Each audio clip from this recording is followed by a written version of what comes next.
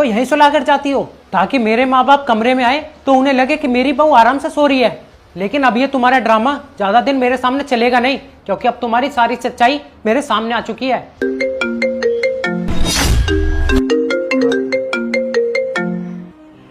क्या हुआ, फोन क्यों नहीं उठा रही हो?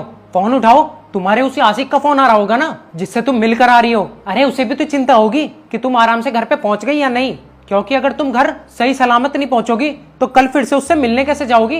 इसीलिए तुम्हारे हालचाल पूछ रहा होगा। लेकिन कोई बात नहीं, लाओ आज मैं तुम्हारे आशिक से बात कर लेता हूँ। हाँ भाई, तुझे अभी भी सुकून नहीं मिला? 2-3 घंटे तेरे पास ही तो रह के आई है मेरी बीवी, और तू अब भी फोन पे फोन किया जा रहा है। क्या मतलब साहब, मैं कुछ समझा नहीं। अरे समझेगा कैसे, तूने पूरे मजे जो ले लिए मेरी बीवी के साथ सो के। अरे साहब, आप ये क्या बोल रहे हो? मैं तो एक रेस्टोरेंट से बोल रहा हूँ जहाँ से मैडम 50 पैकेट खाने के ले जाती हैं रोज, और उन्हें गरीब बच्चों में बांट देती हैं। क्या भाई साहब, आप रेस्टोरेंट से बात कर रहे हो? फिर आप फोन क्यों कर रहे हो मेरी वाइफ के पास?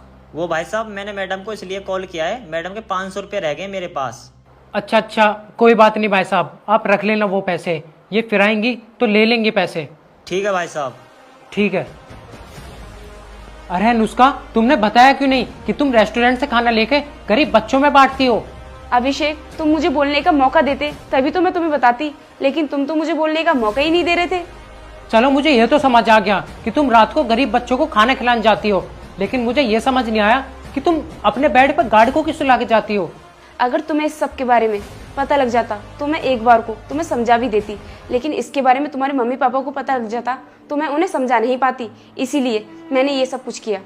अरे अनुष्का, मैं मानता हूँ कि तुम काम बहुत अच्छा कर रही हो, गरीब लोगों को खाना दे रही हो, उनकी मदद कर रही हो, लेकिन हाँ, इसके बारे में तुम मुझे फोन करके बता भी तो सकती थी। तुमने आज तक मुझे बताया क्यों नहीं इसके बारे में? अभिषेक, मैंने तुम्हें इसलिए ये सब कुछ नहीं बताया क्योंकि तुमने मुझसे बोला था कि 2-3 दिन के बाद मैं घर आ जाऊंगा। मैंने सोचा जब तुम घर पर आ जाओगे तभी सारी बात बता दूंगी, लेकिन पता नहीं तुम तो मेरे बारे में क्या क्या सोचने लगे। देखो अनुष्का, मैं मानता हूँ कि मुझसे गलती हुई है।